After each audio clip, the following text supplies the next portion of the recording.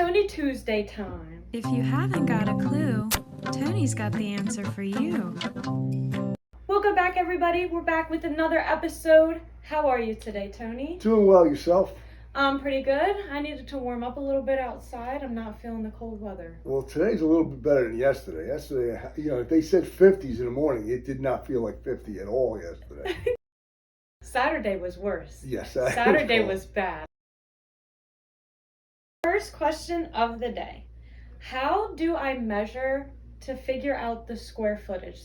It's pretty easy. I mean, when we do countertops, we generally use 26 inches from the back of the cabinet to the front. We go 2 inches off the face frame, so we figure 26 inches.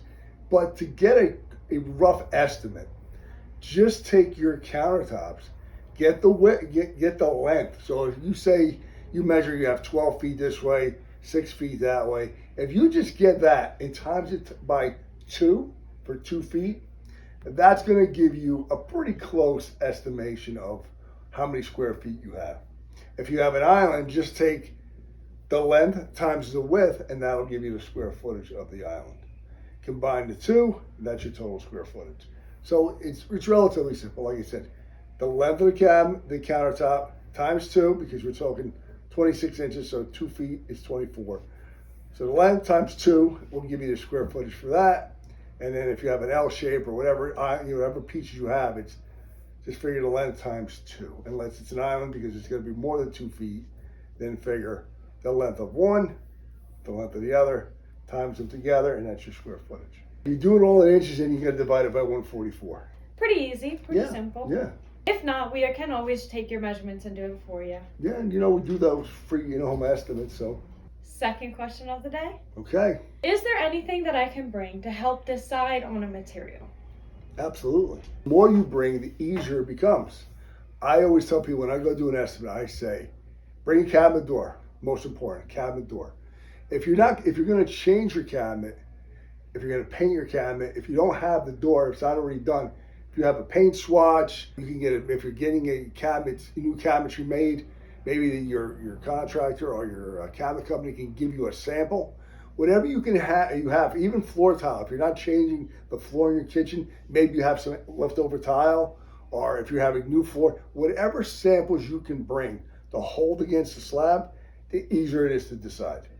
Because here, the slab you pick is the slab we use. So if you put your cabinet door, your floor tile, maybe you're having your chairs upholstered, whatever, maybe you have curtains in there, whatever you can put against that slab, that'll make things easier to decide, well, I like these together.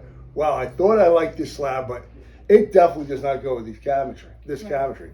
And I tell people, even white, just because it's white doesn't mean it goes with everything. There's 1,000 shades of white. Yes. So even if you have white cabinetry, please bring a sample or bring a cabinet door. It will make it so much easier. And of course, if you have a drawing, then we can figure out your square footage.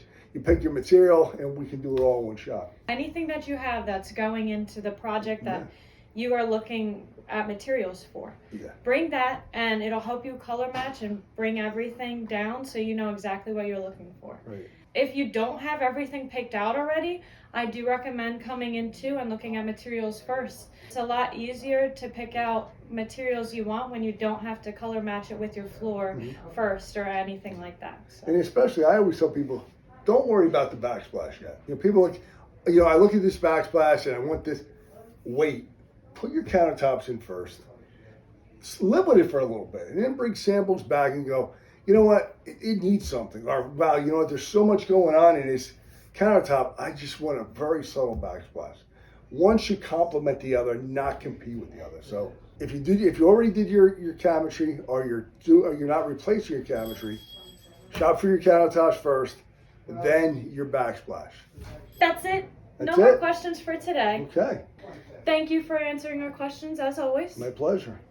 Thank you guys for watching this episode. Before we go, we did want to mention that we do now have a sealer that we sell along with the cleaner / protected / polisher. This one you're just going to spray on your countertop, use it to clean wipe off anything like you normally would, kind of like a daily use, whenever you're cleaning. And then this sealer is for sealing your countertop whenever it needs to be sealed. So any natural stone that you have, normally they say you want to seal about once a year. Sometimes it can be longer than that. You want to look for when the water stops beading around your sink area. Then just put some of this on, wipe it off, let it sit for a little bit, and then wipe it down again, and you're all good to go. It's about a 20-minute process, nothing super long like they say. Yeah. And we sell both of these now, so. And that's an impregnating sealer, which means it gets penetrated in the stone. So you don't have to continually seal it. The stone's only going to accept so much sealer. So if you're a person that wants to seal it every 6 months, you're probably just wasting sealer because the stone's only going to accept so much. That's a fairly new product. It's really good for keeping oil from absorbing. Orbiting oil is one of the things that, sealer will give you time to clean something up, but oil still has a way of penetrating. An everyday sealer, but that particular sealer is really good against protecting it from oil. So I still wouldn't recommend leaving oil on your countertops, but that is a really good product for that. And it's like you said, it's simple to do. Wipe it on, let it dry for 20 minutes, and then wipe it off. Or just buff it down with a clean rag. That's it.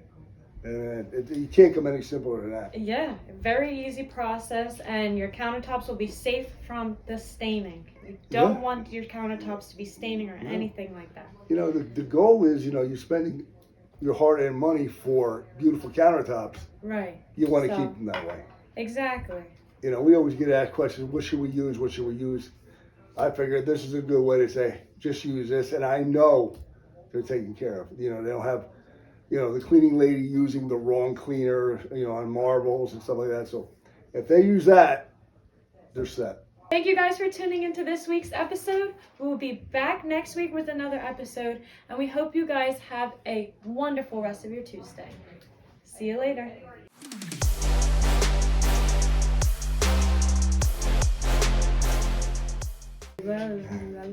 Tony, look at the camera.